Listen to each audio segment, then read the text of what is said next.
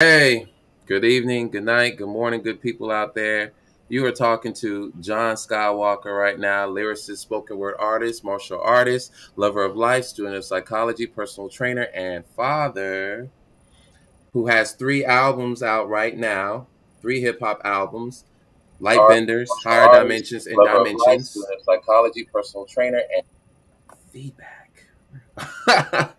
uh, yeah, three albums, hip hop albums available on all streaming platforms. Go cop that right now. You guys are on things that people don't want to talk about currently.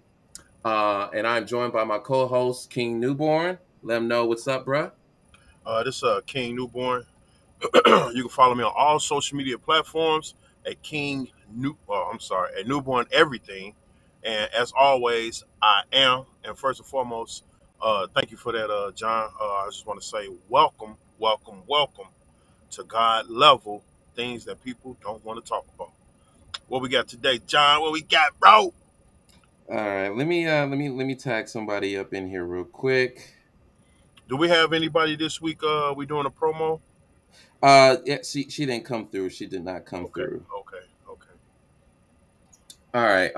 Before I get started, I'm gonna go ahead and post the number. It is 229-921-1458.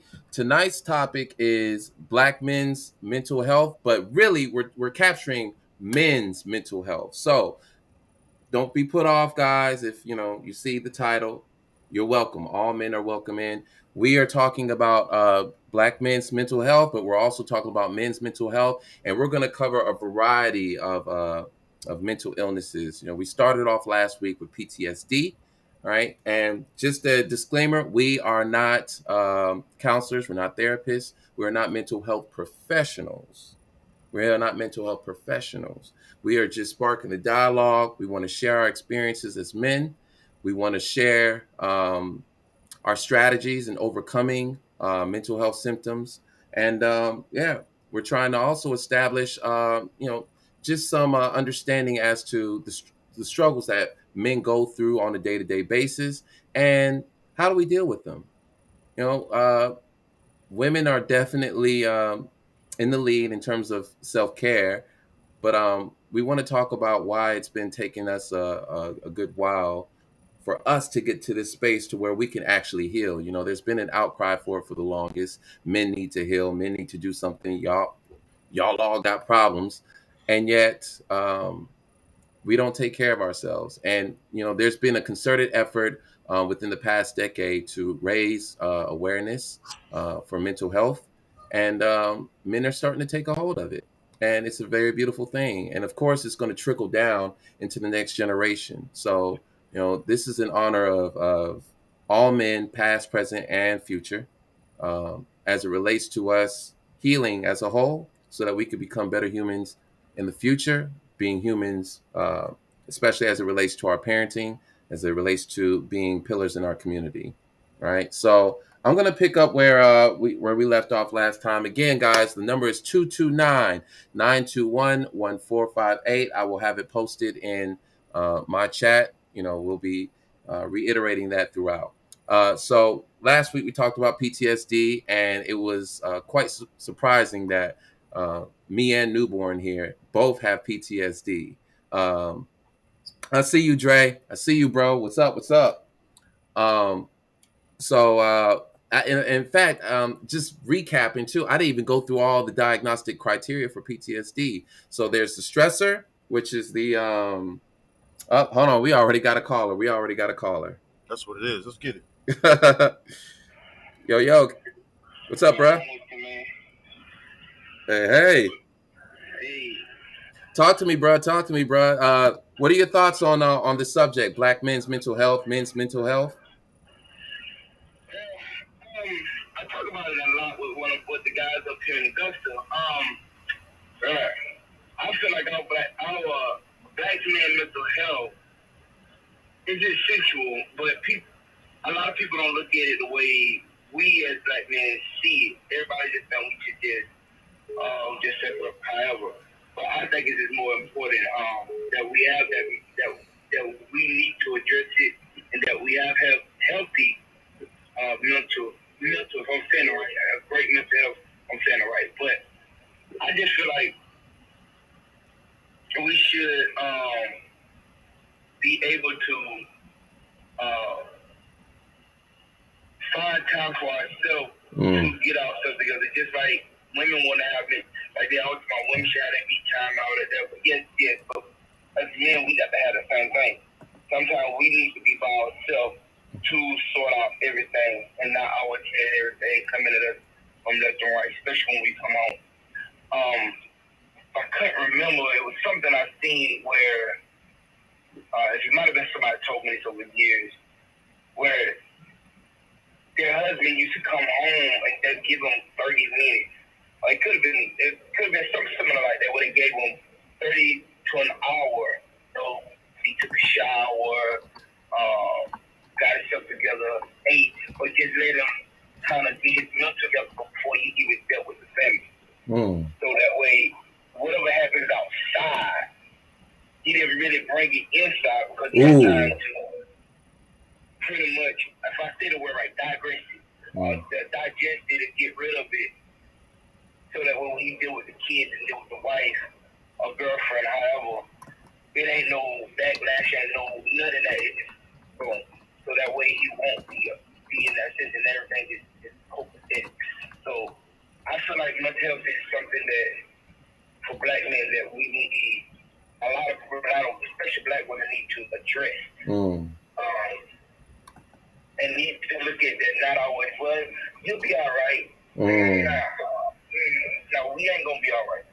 Even though we quiet about it. Like me, I get quiet. I don't have time. I ain't going to argue with you. I can go to my own solitude and just be to myself, listen to my music, play my game, however. I can do that. Even though I got 2 kids and a wife, my wife still don't understand it. She don't. Just like I try to help her with her mental, but she don't understand it. So I kind of like, my job kind of let me help me in that sense because I can be in the truck by myself. I don't have to be around no one. I'm driving by myself, so it kind of worked well for me in that sense, but I still have that want to be at me time, go somewhere else where I don't have to be, where I can just digest whatever going on, and then I ain't have to take it on my kids or anything like that. That's how I look at it. Okay. All right. So you went over your strategies. I have one question for you, and then we got another call right up behind you. I posed the question. Oh, you got one too? Yeah, I got one too. Okay. All right. And Newborn also has one for you as well. So earlier this week, I've been flooding my timeline with questions. So I wanted to ask you one regarding specifically to the value. Do you feel valued as a black man in your household?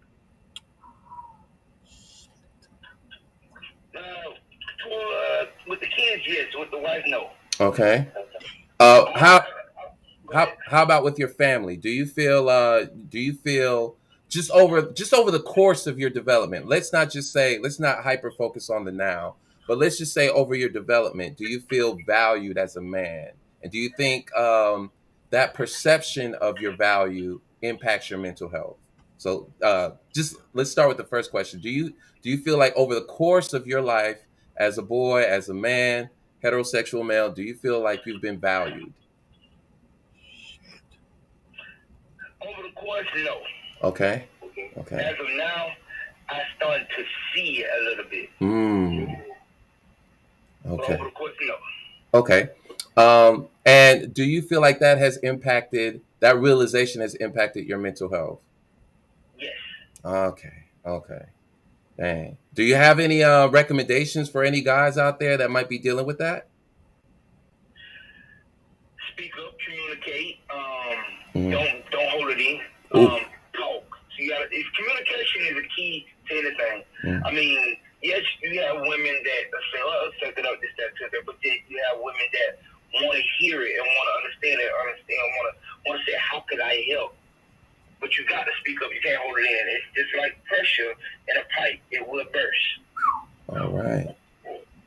Right on, bro. Well, I appreciate you calling in, bro. Thank you. One more question though from Newborn. Okay. I just want to ask, along with the healing process, have you taken time out to change exercise and dieting. Mm. Did you hear his question, bro? No. Oh, okay. I'm not live because I didn't want to mess up the thing. Okay. Okay. Go ahead. Repeat the question again.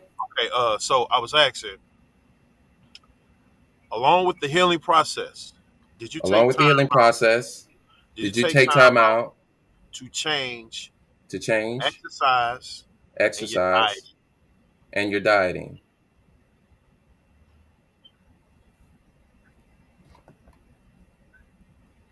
Did you catch that, Corey? Did I change my exercise and my diet during my Yeah. healing process? Yeah. No.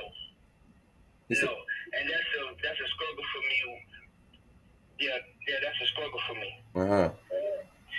And I gotta work on that. The exercise is there, but Mm-hmm. the dieting is not. Mm-hmm. And so that's something that I struggle. I'm about to be 40, so struggling with my diet is like, how could I fix that? And it's just a work in progress now. I mean, obviously, when I ever get a chance to talk to you again, Jensen, we're gonna work on that. But my diet is a little different. Exercising, I have the time and I don't have the time. It's like I want to go to work out, but then I got the side work to go to. Yeah. Hustle. So it's a hustle, man. Social thing, but then when I do want to go, normally I used to just work out at least 3 times out of the week. But now I can't even get a chance to work out yet. And then hopefully that'll work back now since my kids don't got soccer no more. This season is over with, so I can probably go back and work out again. So it's a work in progress for me. Yeah, trying to invest in yourself. Yeah, man. Right. I can dig that. Well, hey, bro, I appreciate you chiming in, man. Hopefully you can stay tuned. Bless up, bro. All right, man. All right. Be safe. Peace. All right, we got a comment from Phil. He says, I learned my value as a man is mainly shown appreciation based upon what I can provide to the situation. Fact. Yikes. Facts. So you can't Cool, even Phil. be. Hey, we appreciate that comment, and I definitely understand that. I feel like that's something that is going on, what has been going on for a long time in society. We constantly talk about what do men bring to the table, but not realizing, along with what that man brings to the table, what's your counter offer? And appreciation can go a long way. Acknowledgement can go a long way. Support can go a long way. You can't just come to the table and say, hey, these are my requirements, fulfill them, and I ain't got nothing for you. But go ahead, bro. Yo, who we got speaking? Oh, we got Kyle right here. What up, man? Peace, peace, peace. Shoot, we're doing excellent here, bro. Hey, so what comments do you have regarding tonight's topics, man? Do you have a mental illness that you're struggling with? Any mental health issues that you're struggling with? What's your comment on the topic tonight? Yes, thanks for reiterating the topic. Because I wasn't exactly sure what we were connecting about this evening. Mm-hmm. So mental illness that I'm struggling with, not anymore. Mm-hmm. Not anymore. I previously suffered depression, and I am manic bipolar. Mm-hmm. So it took me a very, very long time to seek out not only psychotherapy in relation to having a therapist that I could speak with and had an unbiased opinion in relation to some of the things that I had going on, but also to seek psychiatric. Right, I think often in the Black community specifically, there isn't as much understanding and really the separation and delineation, right, of the two things. So you have psychotherapy, CBT or cognitive behavioral therapy. Yeah. Sometimes also known, if you've studied psychiatry, as like harm reduction and or 12 steps in relation to dealing with addictions, right? And then you have psychiatrists. Psychiatrists deal with the mental discrepancies that you may have from a chemical perspective. Yes. So I've suffered from depression before, which psychotherapy, dealing with your previous traumas, especially when they have manifest, which quite honestly, they all have manifested from childhood traumas and or traumas that we went through in relationships that we were growing up. And then you have what I mentioned to you before, me myself, I can be, I can communicate my own experience of being manic bipolar. I'm not going to get into the granularity of the delineations of bipolar nature. And if anybody wants to communicate about those specific things, totally open to do that. But just understanding and seeking the research in relation to the difference of both, and then really attacking both. In relation to trying to manifest positive results, I think often, especially in our community, it's like how do we deal with it, right? So it's not dealing with it. You have to attack it. So it's like, okay, like I'm recognizing that my relationships aren't working out the way I want them to work out, right?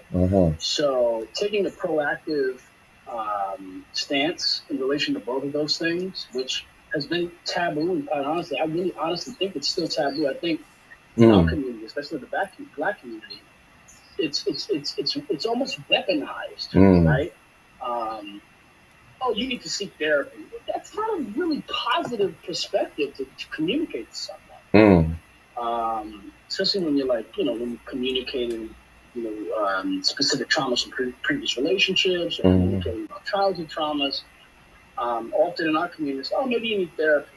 And that's really a very difficult way to communicate to someone and expect them to really to attack it, like I mentioned. But at the same time, I've had to disassociate myself from outside opinions and really focus on the results that I wanted as a man in relation to trying to manifest positive relationships. I am a heterosexual man. So trying to manifest positive relationships with the opposite sex that are females, specifically my desires for an African American, not necessarily African American, but African originated woman, someone of African descent. So I think one of the things that can positively benefit the men, because I can only speak from men's perspective, a level of authority, if that makes sense, is that you sometimes need to disassociate yourself with the opposite sex's analysis of your mental state. And you need to be self-aware and say, hey, what's the fucking common denominator? Right? Oh, I've dealt with this woman. I've dealt with that woman. Oh, she was crazy. This was that. She was too dependent. Just that, whatever. But at the end of the day, bro, like, you are the common denominator. Yes. So relationships are consistently and always reflective. Woo! Woo! Bro, that was a bar. That was a bar. Oh, man. Yeah. That's that. Yeah. Attract who we are. We attract the lack of who we are. So I have, I've from a psychiatric perspective, I am manic bipolar. I take medicine every single day to manage my mood swings. Quite honestly, I often take things that aren't that big of a deal, and my mind just like, this is the biggest thing in the world. It's a mood regulator, specifically, to be completely transparent and frank, and I think it's important for our community. I take Lamotrigine. Lamotrigine is a mood stabilizer. It's often used for folks that have epileptic seizures, but it's also a really good medicine for mood stabilization. I take that every single day. But on the other side of things, in relation to psychotherapy, I have consistently represented behavior of codependency, where it's like, oh well, this person's treating me a certain way. Maybe if I love them more, maybe if I love them even more than that, they'll recognize my value. Right? So you combine that with being manic bipolar, where small things may trigger you to and think about things that are way more over the top than they should be. And, you're dealing with codependency, and typically codependent people, they will attract narcissists and people that will take advantage of that codependency. So what really happened with me, and again, I can only speak to my own experience. I see those other experiences manifesting in other Black men specifically. But again, mental health in our community is still very much taboo. But what I've noticed for me that has been a significant benefit to my life is disassociating myself from the opinions of others, whether they're men or women within our community, and going and seeking professional help. And sometimes that professional help, sometimes you need to garner other opinions. Like specifically when it comes to my psychiatric help, I went to, I'm gonna be honest. I went to 3 black psychiatrists, and they all wanted to put me on lithium. Oh. All 3 of them. I wanted a second opinion. I need another opinion. And then I went to a Caucasian psychiatrist, and he explained to me, like, hey, you're a highly functioning person, and CEOs, and we're talking about the white community, right? CEOs, directors, folks that are significantly movers and shakers in our industry, in industry, and I run talent strategy for a global technology company. I work 90 to 120 hours a week, highly performative, but at the same time, he was the only one that kind of communicated to me, like, we don't want to take that away from you, because part of your being manic is what's making you successful. Yes. So we kind of want to put blinders on, and he put me on medication that allowed me to do that, versus the lithium that the black psychiatrists wanted to put me on, which was going to completely dull every sense that I had, make me really non-ambitious, all the things that some of those manic tendencies make me, like, I'll work till 3 or 4 o'clock in the morning. I don't have the same sleep schedule as everyone else. So I'll take sometimes I'll adopt the French ideology when it comes to work. Like French, they wake up a little bit later.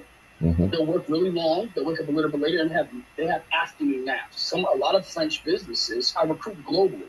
So a lot of French businesses will close from 2 o'clock CET or Central European time till 4. So they'll close for 2 hours. People get to take naps, eat bigger lunches, whatever the case may be. And I've had to adopt that in my own life now. Granted, I am blessed to work from home, set my own schedule and all those things. But at the same time, what I've noticed with American psychiatry, specifically that our folks, black people, are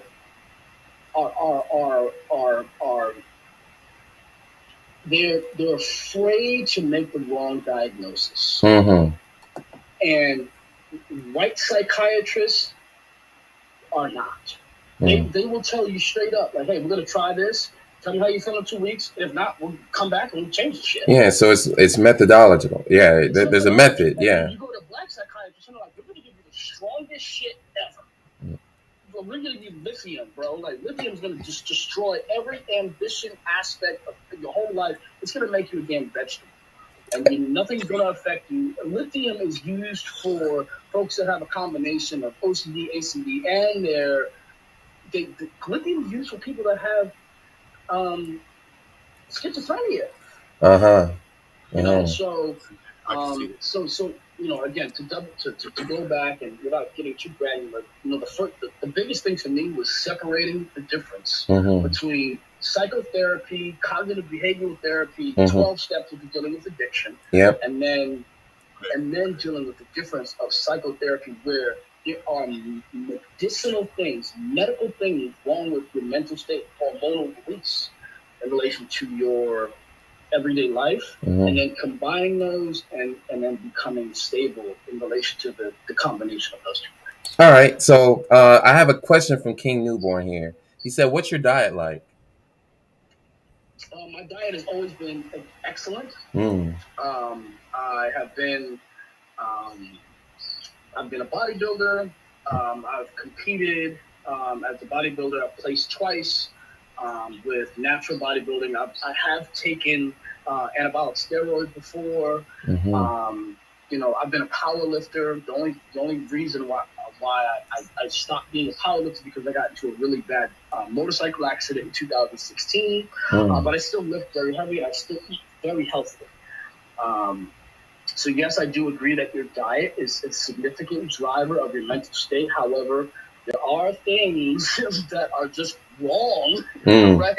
There's things that are just wrong with you mentally, whether it be a hormonal overdose or trauma that you're not dealing with in the past. And again, the application of both of these things, whether it be cognitive behavioral therapy or psychiatric therapy in relation to the medicinal aspects of your mental unwellness, so to speak, attacking both of these things will allow you to recognize what is actually there. But do I believe that diet has a significant effect on that? Absolutely.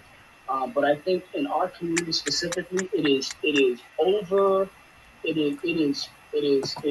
given too much importance. All right, now I have a question for you. This is probably a two-part question. What was the catalyst that awakened you to your mental health that made it more important? A relationship that I thought was going to be the last relationship that I was ever in, and it never worked. It was 4 years of being in a relationship, in and out, 4 years, and every single time the same exact thing happened. Wow. And eventually he I said, acknowledged he was the common denominator. What's wrong with me? Wow. Yep. That's what I'm saying. He acknowledged he was the common denominator. Why am I continuing to attract this person? Why am I letting this person in over and over? And the same way I'm getting hurt is the same exact thing. Wow, man. The level of transparency. Yeah. Yikes. I appreciate that, Carl. Yeah, because and before that, I was married for 2 years. Mm-hmm. I honestly believe that I got married way too young, and the catalyst for me getting married was me getting my ex-wife pregnant. So that's another conversation. But again, the catalyst was a 4-year relationship that I kept going in and out of. She left for the same reasons for every 4 years and came back every single time. And this year, when she tried to come back, I was finally in a mental state where I wasn't degrading her, and I just communicated like, this isn't it. This is just not it. I love you as I will always, but at the same time, this isn't it for me. Mm-hmm. And I wish you the best. Wow. So you have that value of personal accountability. It was kind of already predisposed in you. Am I accurate there? Predisposed to some degree. Okay. So I'd say, going back into my childhood, one of the things that my father always communicated to me, and I'm sure that anyone on the call will relate in some capacity. My father always said to me, African American father, he said, don't ever let anybody, either black or white, tell you that the color of your skin is the reason why you can't get ahead in life. Dang. And I think that's true.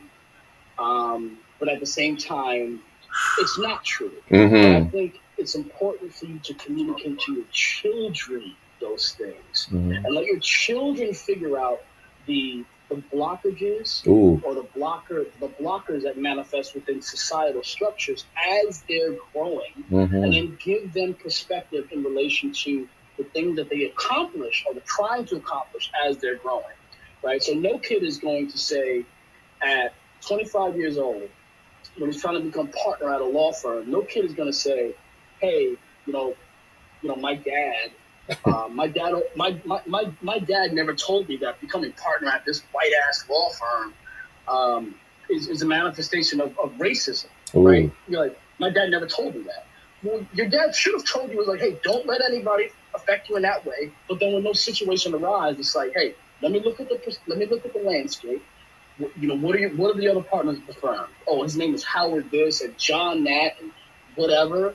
And it's just like, hey, Kyle, like, there may be an application of racism here. I'm not saying that's what it is, but maybe it is. Mm-hmm. Let's look at the results that you manifest as a potential partner. How many billing hours do you have as an attorney? How many new clients have you brought in as an attorney? And if it's comparable to the partners, then hey, check this out, man. You might not be the image that they want to manifest, but I think in our community often another aspect of implemented trauma is putting in our children's minds that they're always going to have to over-accomplish things, or they'll never get anywhere because of the color of their skin. And so automatically our children get into spaces where they're like, well, they become combative. And like, why? Like, why? Like, you've never even fucking experienced racism in your fucking life, ever. Ever. You've never experienced that. Like, I get that we have, but sometimes we haven't. Mm-hmm. And sometimes we fall back on, it must be because they're racist. And like what that does, in my opinion, being in corporate America since I was 21, earning six-figure income since I was 20. What it's shown me, especially with other Black folks that are in the same spaces, a lot of times our parents are implementing these ceilings, and they're not glass ceilings. They're not something you can see through. They're these career-associated ceilings that haven't even manifested in our lives yet. And that causes additional trauma, right? So I'll give you another specific example. By the way, Hosea Oliver says he disagrees with that point right there. We'll bring him on afterwards, so that he can explain. But go ahead, bro. Yeah, but all I'll say is, at 21 years old, I was national sales director for a large technology corporation. And I had 6 direct reports. I was a national sales director, and all of my sales managers were regional. Every single person that I managed was at least 6 years older than me, and I didn't have the communication from my father in relation to why I need to be careful with my seed. I never got that communication from my father. I called him out, after therapy and after, going down the path of forgiveness. And I asked him, why didn't you never tell me, like, hey, man, like, if you're going out here fucking, like, that shit could be something. Like, something can really affect your life significantly. And so the reason I got married at 23 years old is because I got my ex-wife pregnant. I got my ex-wife pregnant. Now, that's what it was. And so I'll never say that my actions haven't manifested some of the ceilings, but again, the benefit of what my father did implant into me was don't ever let anybody of any other race, Black people included, tell you that the reason why you can't get somewhere or something that you'll experience later on is because they're Black. So like, well, let the kid get there first. Let them get there first, and then implement your wisdom, knowledge, and information once they're dealing with an issue. But if you have a child that's always expecting negative outcomes in relation to situations that they've never experienced, you're going to hinder that child from moving forward. And I've seen it in our community so many times. I've seen people that haven't done a lick of what I've done communicate at a $30,000 level. Oh, it's because of white people. It's like, what's your degree, bro? Well, I've got an associate's degree in communication. Well, communication is a fucking garbage degree. So what did you expect from that? What did you want to be? I don't know. I wanted to be a media correspondent. How much do media correspondents make? I don't know. Well, you should figure that out. Well, top media correspondents in our realm make the top $80,000. Is that what you wanted to make? I mean, that'd be nice, but you're making $30,000. Well, how many jobs do you apply for? And I don't want to get too overbearing and too granular with it, but it's like, don't give your children those mental blocks before they even get to those situations. And then coach them once they do get there. Okay, that's a fair one. One more thing I want to ask you. So you've mentioned before that with Black people, mental health is already stigmatized, and we're kind of emerging out of that. We're trying to break through that, right? But men specifically, we are least likely to go seek help, and of course, there are barriers to treatment for us. But what advice or what approach would you take, or even what approach do you think would be viable for Black men to respond and actually go to therapy? Do you think that there's a unique way that needs to be communicated to us in order for us to go to therapy? And does it have to be individual therapy, or do you think group therapy would be more productive, more alluring? I don't think group therapy would be productive because we're all special snowflakes. Okay.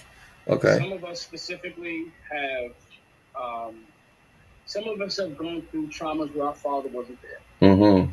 Some of us have gone through traumas where our father was there but absent. That's my experience. Okay. Right? I've often said, and I'll touch on this, but I won't stay there. I've often said, I wish my father was an absent father. Because at least I wouldn't have the expectation of my father doing things I saw other successful men doing. Right? So there's that. Some of us have abusive parents. Some of us have an abusive mother. Some of us have an abusive father. Some of us, especially Black women, have a father that was abusive to their mother, but would treated them like a princess. There's so many concepts of abuse and trauma as a child. So no, group therapy, screw that. You need to talk to somebody by yourself to get through all of those things by yourself. And then I'd say in our community, group therapy needs to manifest when you're trying to build a community. It doesn't need to necessarily happen when you're trying to marry someone. This is like, hey, if you get your wolf pack together, 3 or 4 gentlemen that are specifically focused on a specific thing, we all have computer engineering degrees, we see this application, we want to build it, all of us are going to be involved, y'all all should go to group therapy together. Okay. Because it's just like, you figure out, like, okay, this is what you got, this is what you got going, this is what you got going on. If you experience any potential of someone not communicating to you in a consistent cadence, you're gonna be triggered, right? So it's just like, no, bro, like, we didn't have anything to do. There was no action items for a week and a half. That's why we didn't talk. And you thought you took that crazy. The reason why you took that crazy is because anytime your dad or your mom didn't communicate with you in a week, you knew there was gonna be some bullshit on the other end. So I'd say when you're trying to get something together with a group of people, group therapy, or when it comes to marriage, I wouldn't say don't even entertain marrying somebody if you haven't been in therapy with them. And just a therapeutic session. Like, you can go through the marriage thing, that's cool, but you know, me specifically, so it's like, if I'm in a relationship with a woman for 3 months, you know, I ask her, like, hey, would you be okay to go into therapy and just kind of figure it out from a third party perspective, where some of the things that we're thinking about are not lining up, or some of the potential pitfalls in the future in relation to our personality and previous traumas. And what may often happen is, because I just went through therapy with a woman I was dating for literally 3 months, and our therapist recommended that she and I both go through separate therapy. But she was being very, she was applying some love, because I believe in white psychiatrists, but I do believe in Black therapists. Okay. So white psychiatrists, because they ain't got shit to prove. They give you some medicine, shit don't work, they'll change it. Okay. You know, to try this shit. But Black therapists, they know our culture. Yes. White therapists don't know our culture. Okay. And so I think we've got another maybe 10 years of Black psychiatry. And look, I can't blanket this, because I'm sure there's Black psychiatrists that aren't going for gusto every single time they get a new client, right? That was my experience. My experience was, these white therapists, they have no fucking idea what I'm talking about. So I'm gonna go to a Black therapist, but these Black psychiatrists, they're just trying to diagnose me with the craziest shit that I can manifest. So it's just like, you know, that's been the experience for me. But to answer your question more directly, hey man, like, no, I don't agree with group therapy at first. I think you should go by yourself. I think you should experience what your potential traumas are by yourself, and then work on them by yourself, because you're not going to come out on the other side. You're not going to leave no therapy session and be like, oh, I'm good to go. Like, no, bro, there's work to do. There's work to do. Therapy does not change your triggers. It just makes you aware of them. Hey, there we go. Yeah. It doesn't change it, bro. It doesn't change it. Right, and they give you coping mechanisms to deal with them, right? Yeah, you're still triggered. Yeah. But it's just like, you recognize, for me, I'm manic and codependent. So it's just like, I get into these over communicative things. Where's this going? And I'm a Scorpio, so it's just like, I need to have control. Yeah. Right? And it's just like, but now I know that. So I'm like, I fall back. It's just like, okay, I'm still triggered, but at the same time, I know I'm triggered. I know this is me. That's not going to change, man. It's not going to change. But it allows you to communicate more succinctly with your partner or your business partners, so that they realize that, hey, look, Kyle's getting triggered. So let me like, that's Kyle. He gives positive input in every other aspect. We can tell that this this is not working for him.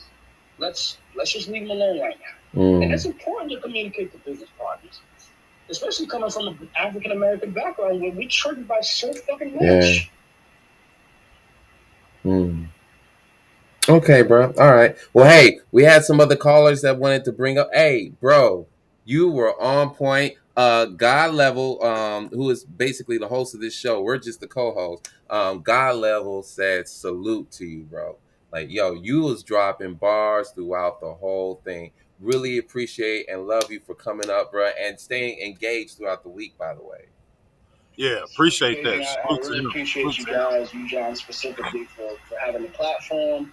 I think it's important, especially in the city that you're in. I haven't seen these kinds of conversations manifest very often, so I salute you, brother, and kind of being the catalyst as it relates to why I joined this conversation, and I've got an affinity for you in multiple capacities. Yeah. Whether it be music or and then other aspects that I'd love to connect with you on, but any aspect of anything that I can insights to, and those insights are definitely going to come from my own experience. So, give me some, give me some leniency in relation to how I communicate them. But they all come from my experience and other experiences.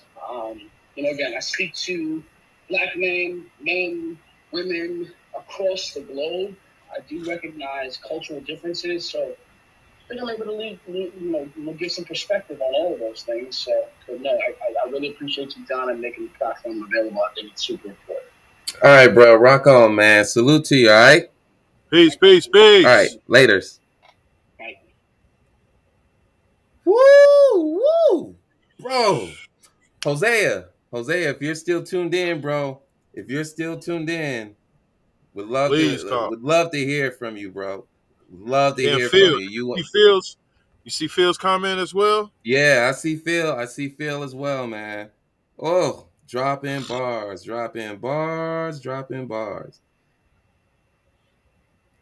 Okay, here he is right here.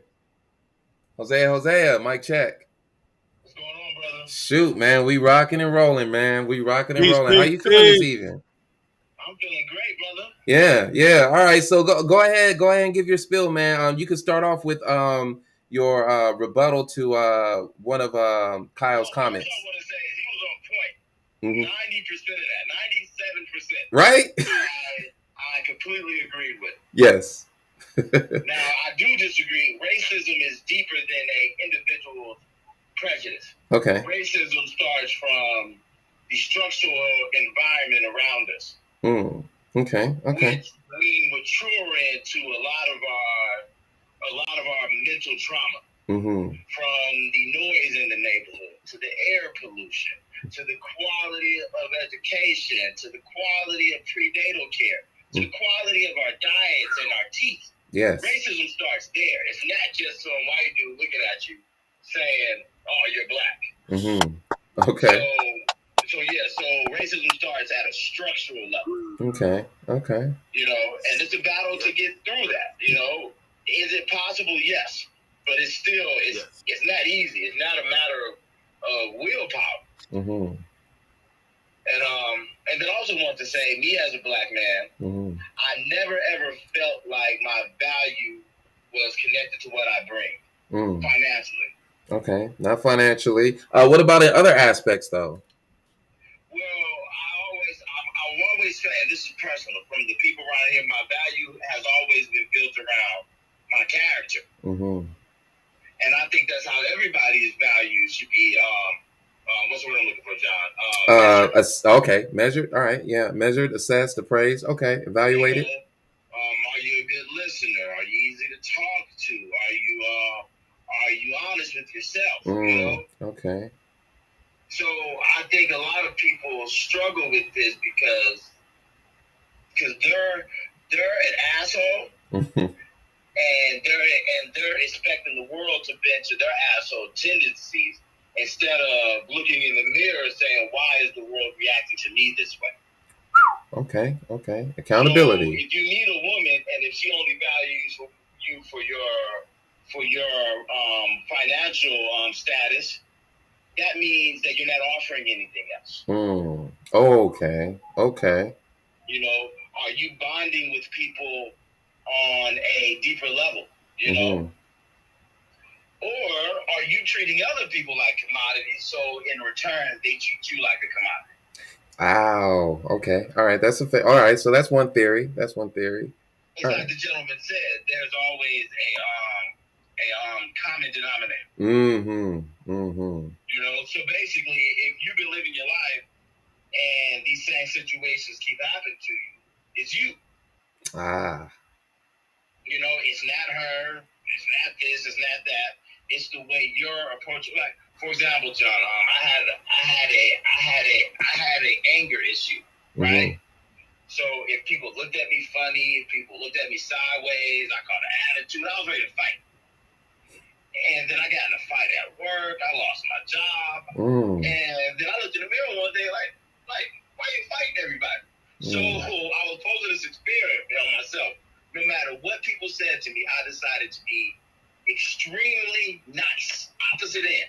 And my whole world changed because everybody around me started responding to my smile. They started responding to my easygoingness, and life became less aggressive.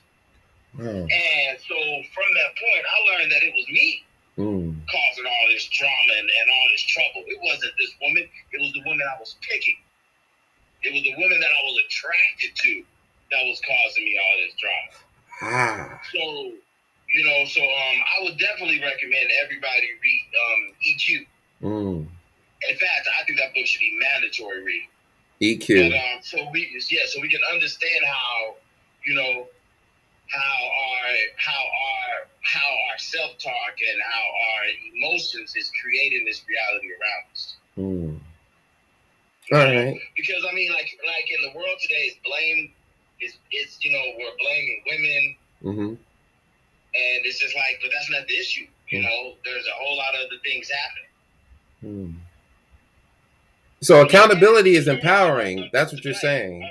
You're implying that accountability is empowering. Yes. Well, awareness, accountability, understanding, empathy, all that has to be in there when you are being accountable with yourself. You know, because you have to be. I think one of my biggest issues with my mental health is I'm extremely hard on myself, and you know, and that's going to manifest. So, you know, so if you have all this self-doubt and you don't believe in yourself, now you are searching for power. And I see that in a lot of people. They feel powerless, so they try to enforce this power on everything else in their lives, on their children, their women, their work, because internally they feel powerless. Ooh, okay. So, you know, so everybody's reaching for power instead of reaching for understanding. Dang. You know, and I see that a lot. That's different. Reaching for power instead of for understanding. I mean, but even though they're equally important, I guess. All right, so talk about that real quick. The distinction between those two, understanding and power. Well, all right. So power means all right. So the type of power I mean is like fear. So people fear losing. They fear losing the woman. They fear losing the money. They fear losing the job. So they want to control all these things instead of finding harmony with the right things. You know, like I have a buddy, like, you know, he wants to read books on how to manipulate people and how to control this and how to control that. But when the issue is, he needs to learn how to communicate and listen and understand. And then he will gain a greater power that's not necessarily dependent upon manipulation. You know, a ease. And you know, it's hard. You know, because we've all grown up in this world where we like power. My temper came from I was a skinny kid in South Central LA. So my first defense mechanism was I had to buck up on somebody or else because I didn't want them to bully me. And that became habitual throughout my life, and it took over. You know, so yeah. So we just gotta have we gotta go easier on ourselves as man. Okay. Now, All this pressure. now, is there a particular age that you think this pressure begins to, I don't know, surface or become applied? Like, is it when you become independent? Oh, go ahead. Yeah, I was gonna ask, is it when you become independent as a man, when you cross over and you own your own apartment, your own car? Is that when it happens? Insecurity started in high school when I started to get horny, and when I started to play sports. That's when so I wanted the girl, I wanted the fashion, and that's when those seeds of me not being good enough started to grow. You know, I wasn't the pretty boy. We was poor. We didn't have the money. You know, so all this pressure really, really hit me, and then I started to school. I started to smoke. I started to drink a little because I didn't want to face all these insecurities. Negative coping. Okay. Exactly. It was pure negative coping, and that stuff doesn't go away. Now, don't get me wrong. Military basic training helped out a little bit. It helped me prove to myself that there was things that I can do as an individual. But those seeds started in high school, man. When I wanted, it's when I first had the thought that I need to impress somebody. You know, and school does nothing with mental health at all. Nothing. Oh, okay. You know, and playing on the basketball team and not being good enough, it broke my heart. Dang. Now, I want to touch on that real quick. The coping. All right. So, when did you realize? All right. So, what was the feedback that you received from your experiences that said this is negative, and you recognize that there's a difference between positive and coping, negative coping and positive coping? When did I realize it? Yeah. Like, what kind of feedback? Like, how did you know that this was negative coping? And I know it was negative. Well, in high school, my grades were crap. My attendance was terrible. I had to take extra classes to graduate. So the reality was telling me what you're doing isn't working. Ooh, okay. But at that age, I don't think I looked at it like that quite yet. Okay. So some cognitive development probably was due in order for you to, see it in a different light, in order for you to recognize that. Well, John, I think I posted this on your post last week. I had to break completely to see it. I had to break completely to like, all right, Hosea, what are you doing to yourself? And I had to lose everything in order to really come to terms with what I was doing to myself. Like, I lost my firstborn, then I broke up with the woman that I was in love with. I was out there trying to sleep with every woman I could find. I wasn't happy. And I was trying to gather all this other stuff to distract me from my own unhappiness. And then when all that just broke down and I'm sleeping in my car, and like, Jose, what are you doing? Crying like a baby, I'm like, all right, now it's time to really try to, take a step to try to heal the best I can. Because I didn't have access to therapy. I had no idea how to do it, So, so I would go buy books and read and just try to do it myself the best I could. Wow. So recognizing that you weren't given the resources in life to handle these problems, and yet you went out to go look for it. Facts. Yes. Not having the tools and the resources, bro. Yes. That's a disadvantage in the race all the time. And I thank my mother for that. She always gave me the freedom, that type of freedom, that type of mental freedom to ask questions, to be curious. She never ever, because I didn't have my dad in my life, so she never ever just stomped on that stuff, I always had the freedom to make mistakes, but also had the confidence that I could figure it out. Oh wow, that's a jewel. All right, that's distinct right there. That's very distinct. Dang, man. Definitely not in everybody. Bro. yeah. Well, hey, bro, we gotta clear the line and let a few other callers come in. Yo, your contribution to this whole thing, bro, has been very instrumental, man. I appreciate you chiming in, man. Appreciate you too, bro. Yeah, love you too, man. Oh yeah, God level said salute, man. Oh, definitely. Yeah, All peace, right. peace, Got a peace to call on you, the other blood. line. Thanks again. Peace. Hello, John speaking. Bless. What else, Skywalker? This Phil. Oh man, this is the homie Phil. What up, man. Phil? Phil Rice. Yo. King Newborn says, "What's up?" Yo, so let us have it, man. Share your thoughts, man. I see you plugged in, man. Drop it. So what most of you inquiring about it? Man, shoot, you were dropping some gems here. Like your last comment, I don't think it's age specific. You more so correlated to the chapter of livelihood and understanding of the world around you. What were you responding to? I forgot which part he was. As far as like when I was able to correspond when my coping mechanisms was beginning, or I'll say wasn't helping like I thought they were when I started realizing, I guess you could say the reaction that came from it was more me myself having to deal with it alone. Oof. That's when I felt like it was really time to reevaluate the situation, because as far as the world around me, there's a lot of introduction to what I could use to get past a lot of different scenarios and situations, and you got to understand a lot of people are not going to have your best interests. So I think that correlates with the mental health portion of it, as far as just healthy moving forward in life and things of that nature. Healthy coping as far as not dealing with too much trauma or having it manifest. Okay. Dang, bro. All right. And you had another comment earlier. Hold on, let me scroll down. Yeah.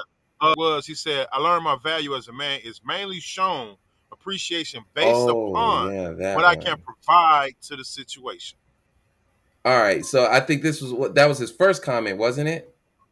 Yeah, the first one. Yeah. Okay. Yeah. Expound on that comment, Phil. You said earlier, your value as a man was mainly shown appreciation based upon what you could provide to the situation. Expound upon that, man. Well, myself growing up, to be honest, I never had the whole father figure in my life. The male influence role that I did have, it was terrible. It was my sister's father. My stepdad abused me and everything growing up. So I never really had the whole understanding of, just what it meant to be appreciated. You know what I'm saying? So I went through life doing a lot of searching, and during that search, I noticed that my value of, like you said, the applaud, the pat on the back, the support, and everything, it mainly came based upon what I was bringing to the table. It was mainly showed the appreciation based upon how much value another individual is able to receive from it. It was minimalized based upon how much joy I may receive, or fulfillment I get from it. So pretty much, I really just got it stuck in my head that it was, I'm loved based upon on the condition in a nutshell. Conditional love. Sheesh, man. That's hard, man. Yeah, it's based on conditions. And then you had another comment right here. It was a little bit further up. Your parents never informed you of how active racism is in everyday life. You had to learn the hard way. It would have brought it. You would rather had it brought to light to help you assist you with handling circumstances later on. Right. I mean, I understand racism been around for a hot minute and everything, but I guess you could say just what my parents exposed me to the world. I look at it like a lot of fairy tale and flowers. I wasn't brought to reality of how harsh the world is, how dark and evil it can be. How it would chew you up and spit you out type of deal. So as I developed in my older age, I started experiencing things, and it wasn't that I didn't believe they existed and or that I didn't think it could happen to me. It was genuinely not the knowing of how to engage in the situation. And me being prior service, all I know is infantry, combat, deployed, everything, engage and terminate the threats. But at the same time, this is life that I'm dealing with, and I don't know how to terminate that threat. The threat that I'm receiving on a day-to-day basis and everything. And I'm thinking that it's not so much entitlement or anything of that nature, but I had no idea, especially with the racism, me growing up as a black man in society, getting into the military, joining the military. Yeah, I'm tolerated while I was in the military, but as soon as I got out the military, that disabled veteran status means nothing to America. I'm a nigga at the end of the day. And that's where, I'm familiar with my most recent film that I had put out, The Red, White, and Melanin. It was bringing attention to Black men mental health as well as PTSD, dealing with minority soldiers primarily. Whew. Bro, you are dropping bars. My God, man. My God. Man. All right, so let me ask you this in terms of coping mechanisms, right? Because you commented earlier, right? And I had a series of posts, and I've been just trying to tease out some of the information, just trying to sample from everyone. Yo, do we have mental health problems? What are we doing to solve them? Right. So I've been hearing this key element of awareness, right? And you've pretty much demonstrated in your talk so far that awareness is key, and you have an idea of how your life is supposed to go. You have an idea of how things are supposed to feel, right? So you're respecting your reality. You're saying, all right, this doesn't feel right.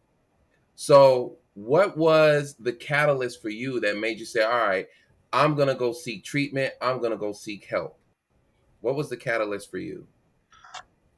I would probably say when it got to the point that, as initially I grew up and came from a very dark place and everything, and I began to be straight transparent about it. After combat, coming back, dealing with deployment, being shot and things like that, I slipped back into a dark place, and I never really dealt with the meds that they gave, the pills and everything. I call them the horse tranquilizers. Yep.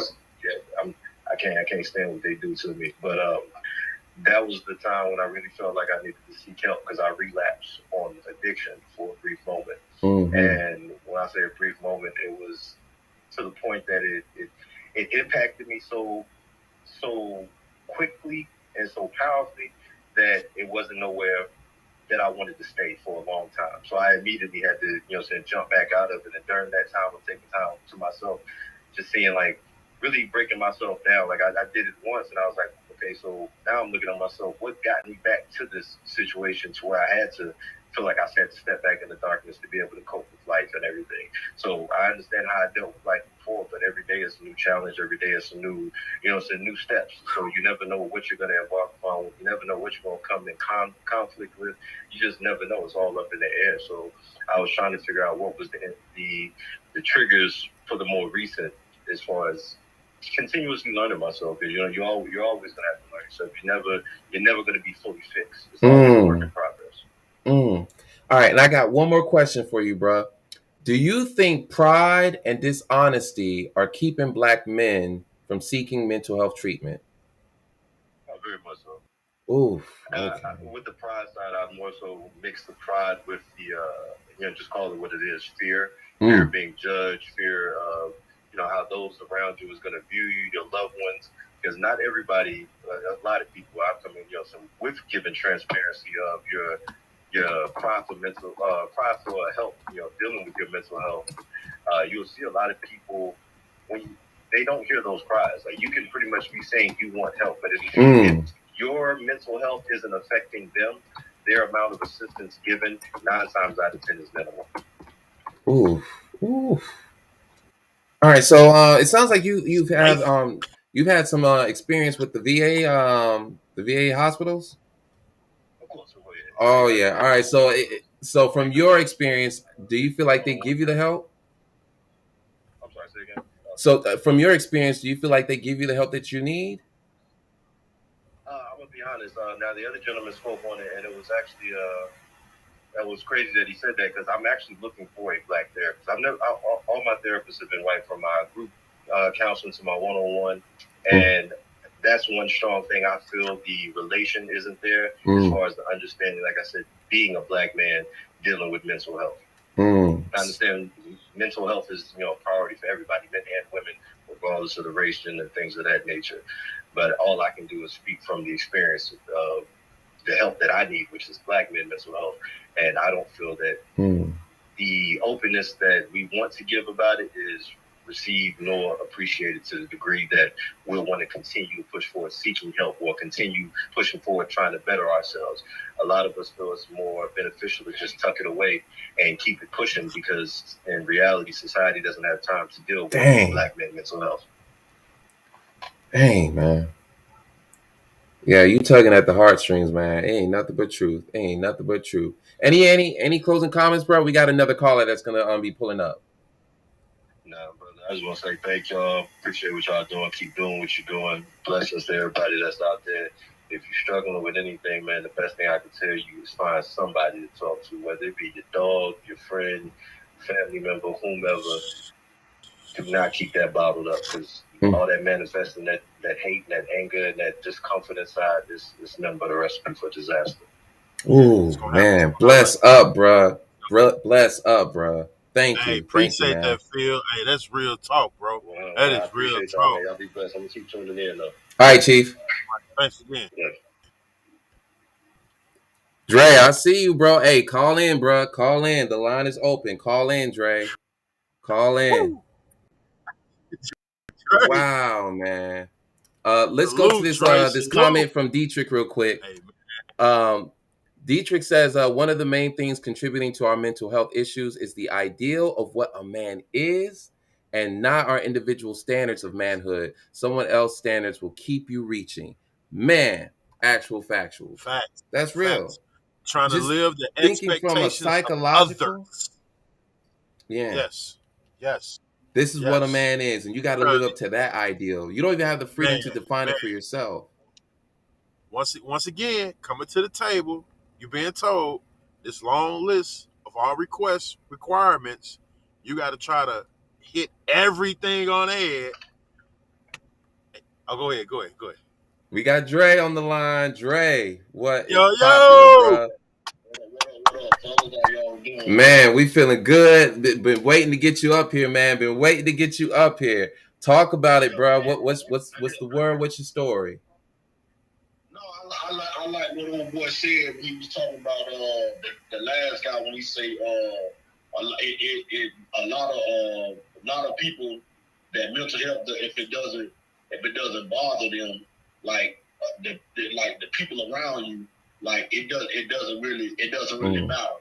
You know what I'm saying? I mean, I probably could say that a little better. Like what my situation is, like a lot of times I look at it like a somewhat like a sniper. Like my mental health, you know, is the sniper, right? So if they don't see it doesn't bother them. Mm-hmm. But as we know, when like I said, what a sniper is, if you hear the shot, it's not for you. Ooh. Most people that don't hear the shot, those are the people that get hit. Dang. You know what I'm saying? So, like, I've been through situations to where, I put my trust in the people, you know, and trying to give them the rundown on some of my triggers, some of the things I go through, some of the things that's going to happen that I can't control. You know, with me trying to control things is I normally stay away from people, which is not healthy. You know what I'm saying? Isolation. So, yeah.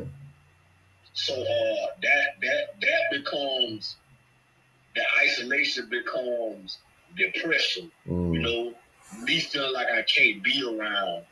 I can't be around people, or I have to stay in this box, man, and to keep myself safe from being hurt, you know, or even keep other people safe, as in seeing what, you know, I go through. And you know, I even used to tell, like, when I would get in relationships, I would ask them, do you know anything about PTSD?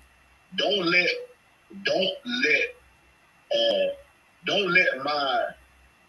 me go through something be the first time you want to be taught about PTSD. Go research it. So you understand it somewhat, and then when you see something happening, you can grasp hold of what's going on. You know, yeah, man, and like even with when he was talking about going to the VA, they talk about the black.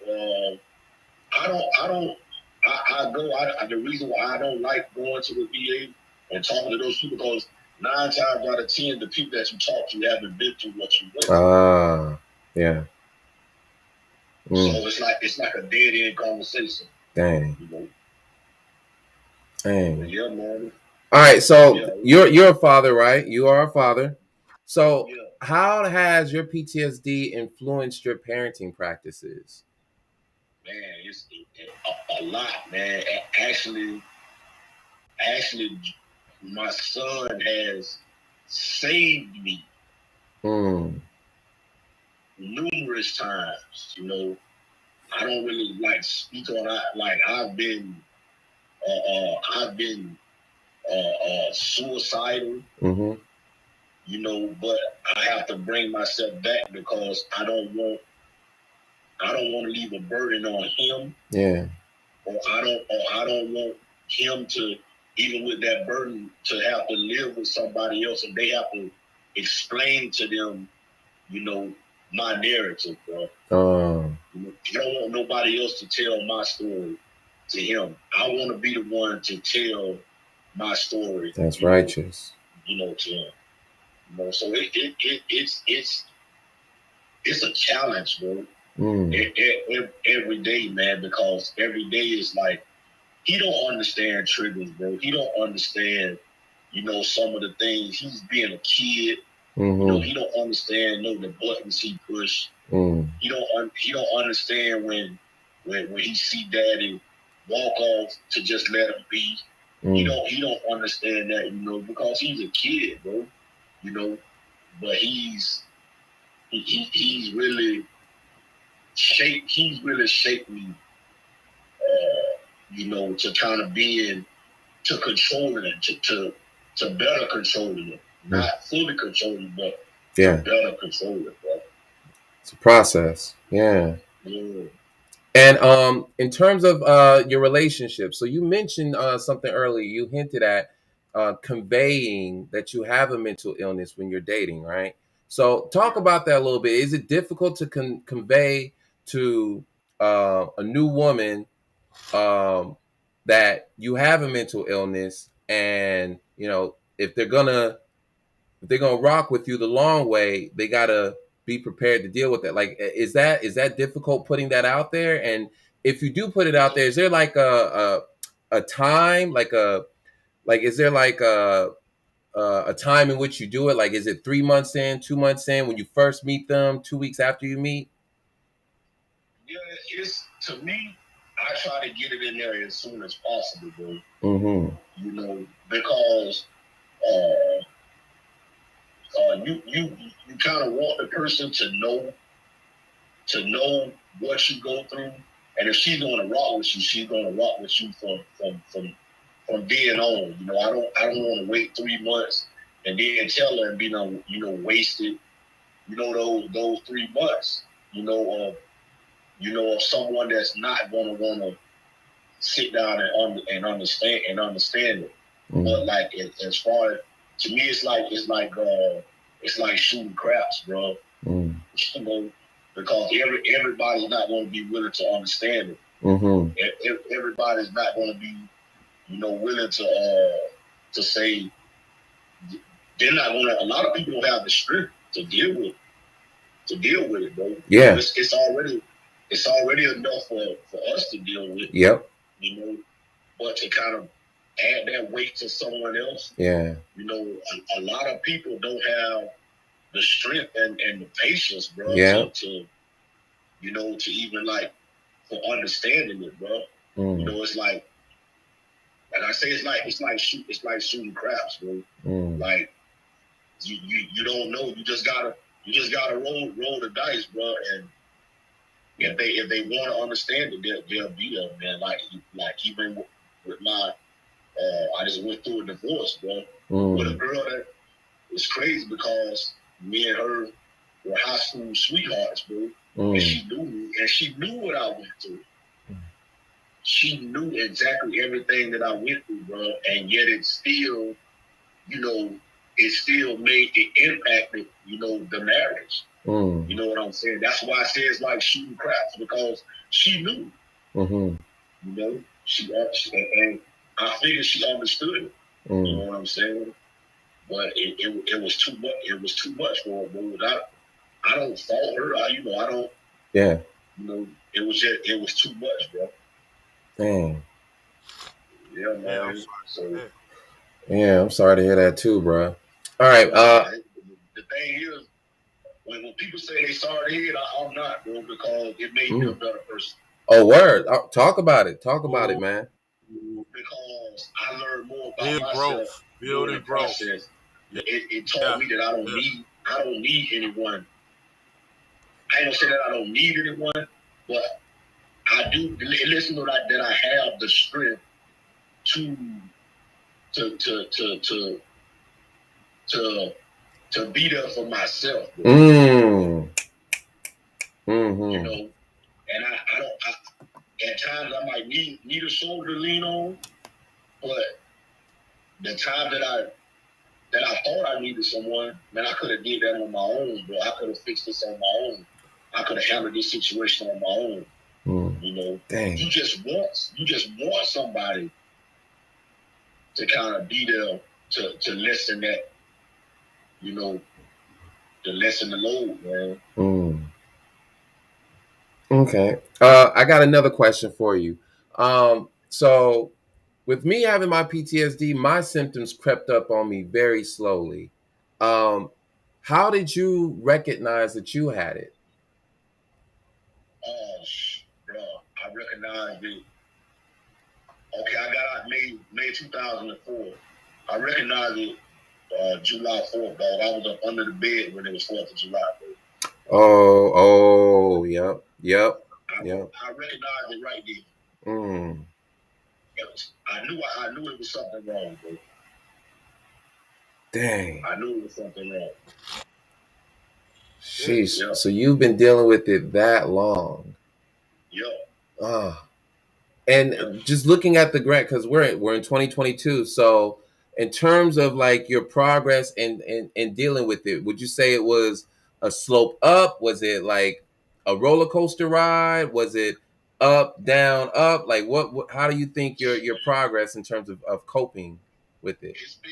It's been a roller coaster the whole time since 2004, bro. It was heavy. It was heavier back then. But what I did was I self-medicated, bro. Like I was smoking, drinking. I even went to ecstasy. Same here. I went to Miley's. I was trying to find something, bro, to get rid of that feeling. You know what I'm saying? I found myself out there. I was selling. You know what I'm saying? Doing my thing. Just trying to find a coping mechanism, bro, other than having to deal with, hanging around the wrong people, which was I had an anger problem, but it was I masked the anger problem with hanging with people that was angry, bro. So I didn't. To me, I didn't have an anger problem. Because I was around people that had those same issues, Yeah, man. It's been a ride, man. Dang. All right. So today you're aware of your triggers. You got some pretty healthy coping mechanisms now, correct? Yeah. Do you have any advice for any man out there that might be going through some mental health issues of their own? Like, do you have any advice to perhaps encourage them? Is there a way? Do you think there's a specific way that men need to be talked to in order to seek treatment? What I would say is locate people that has been through what you have been through. before you decide to go through someone else, like I've been to the psychiatrist and all that, and it don't help. But I found that the same brothers and sisters that I went through this shit with are the best psychiatrists that in the world to me. Okay, dang, that's righteous, bro. Yeah, so it's best to, you get. I don't do the medication. They give me all the medication. I don't take that crap, man, because I think that's like a crutch to me. Yeah, and I don't want to be doped up. Some people might need it, but I found that the best thing for me is not to, to get into that medication. Okay. All right. So, all right, that's the word, bro. That's the word. Hey, yo, we gotta talk. All three of us, we gotta talk. Oh, by the way, King Newborn has a question for you. He says, "What is your diet like now, and do you meditate?" I began meditating. Okay. Probably about. I haven't been faithful to it, but I have started meditating. But my diet has been horrible because, like I said, lately I've just like my PTSD been kind of. I don't blame it solely on that, bro. But my diet is horrible, bro. I probably gained like 50, 60 pounds, bro. Even just going through the divorce and that kind of depressed me. Yeah. Then what I went through after that, the situation that she left me in, so I haven't dieted at all, bro. So it's been horrible, and it probably has played a role in it, because you look at yourself in the mirror, the mirror don't lie, bro. The mirror don't lie, so that probably is up. All right, Chief. We're about to go ahead and wrap it up. Yo, I love you, bro. We love you, bro. We gonna build right after this. We gonna build right after this. Yeah. Love y'all for it, man. Yeah. All right, Chief. Stay blessed tonight. All right, bro. Peace. Wow.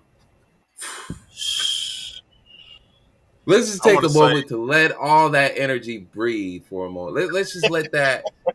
It's been back to back, hasn't it? So let's just let all of those voices, all those experiences occupy this space for a moment, y'all.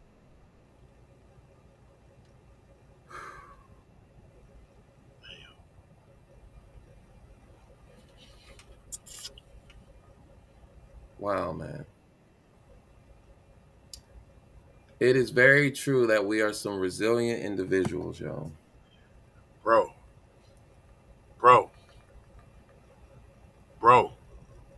And we ain't even talking about me and you. Yeah. You know what I'm saying? Like we went from, this is how I look at it. It don't matter. I'm just saying, as a melanated brother, it don't matter if you come from piss poor poverty, or you even came in the best of conditions. You understand what I'm saying? It's still systems that operate on top of systems that once it got you, it's until you seek help. Until you seek help. If you don't have the resources, you don't have the tools, or better yet, you ain't even been equipped knowledge what you're going through. Until you hit a wall, then it's like, oh yeah, you got mental health. You got PTSD.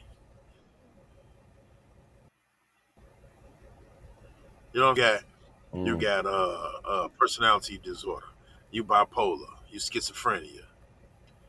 Well, ain't nobody ever told me this. Ain't nobody. Why? Because ain't nobody ever experienced to the extent or be taught how to acknowledge behaviors. Learning that you the common denominator in all situations. So it can't always be the other person's Mm-hmm. fault. Sometimes you have to be a counterbalance what's really going on for real, and that could be hard. Like you said, if you being around people that's angry all the time, you ain't gonna but feed into the anger. You're gonna build off of that. Yeah. Yeah. You know, that's brother say being shot. That's a traumatic man. Who Why? whoa, what was that? Hold on. You don't trust nothing. Mm. Shit. I do want to Uh, identify something that's been key in all of these discussions, and it is the barriers and the resources to help ourselves. Right?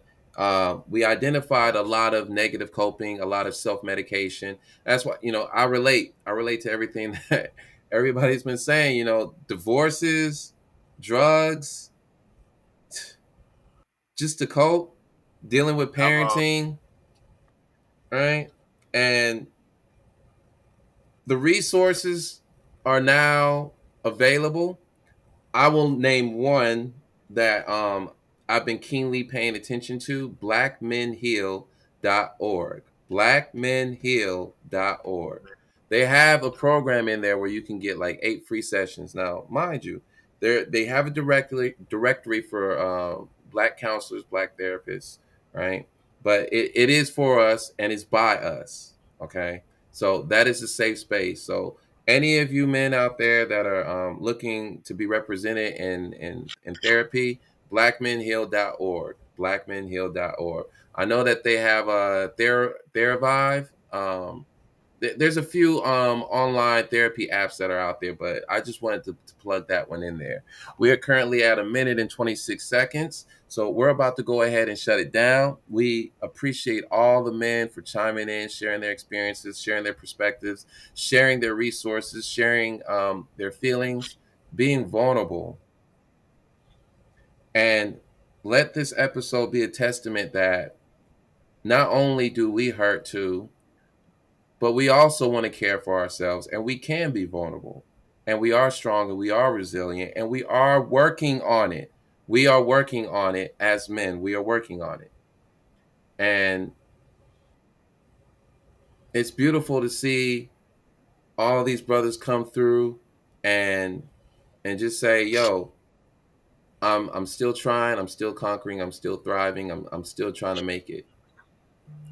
We're gonna keep having more conversations like this. So I'm switching over to King Newborn. I want to say the past month, just for things that dealing with between myself and you, John, and then certain matters of the world, uh, it really does help open up certain questions you have to ask yourself. Like run from that mirror. You can't hide from that mirror. The mirror gonna tell you Mm-hmm. everything you need to know, and it forces internally. It forces internally, and once you take the time and look internally, hey, sometimes you might not like what you see, but you got to ask yourself: do I change it? Do I seek help, therapy? Um, Definitely self-medicating is not what it is, because I know numerous of times I used to knock off fifths, Mm-hmm. if not two a night, to deal with my misunderstanding, misdirection, not knowing how to manage my emotions and feelings. I didn't know how to manage my emotions and feelings, and sometimes it will alter my decisions, choices, and my executions. And that can sometimes can land you into some life altering situations. So I mean, just from King Newborn myself, uh, I even thought about actually getting therapy myself because of this, just to sit down Mm-hmm. with somebody and just talk to see what's what. Because I prescribe to be a better version of myself year in, year out, month in, month out, day in, day out. Because we seek for perfection, we're already perfect in the eyesight of whoever you feel to be your creator. You know, and that's key. Prescribe to be perfection for oneself versus perfection for someone else. You only keep eyesight of you. You are the eye. You are the eye. How you say it? It is in the eye of the beholder. You are the one that holds the eye of self. So know thyself. Know thyself, and it's okay to, like John said, be vulnerable. It's okay. It's okay. Right on, right on. All right, folks. Well, look, join us next week when we will be talking about Black women's mental health. God level will rejoin us. We will be talking about Black women's mental health for the remainder of the month. And I want to shout out a reminder to you entrepreneurs out there. If you would like to advertise your service, your organization, your products, DM one of us. You can reach me at master.johnskywalker on my Instagram, at master.john Skywalker on my Instagram. Or you could also reach me out on Facebook, John Nicholson. You can reach out to King Newborn on Facebook as such. And yo, I just want to say one more time, thank you to everybody for joining us today and really congregating and sharing that energy. We really appreciate it. We're going to continue to push this movement forward so that we can all heal and become better human beings in the future, not just for ourselves and for the community, but also for our kids, so we can keep this thing going. Exactly. You know, we're generational curse breakers. That's what we are. So we salute you guys. Y'all be safe out there. Self-care, self-care, self-care.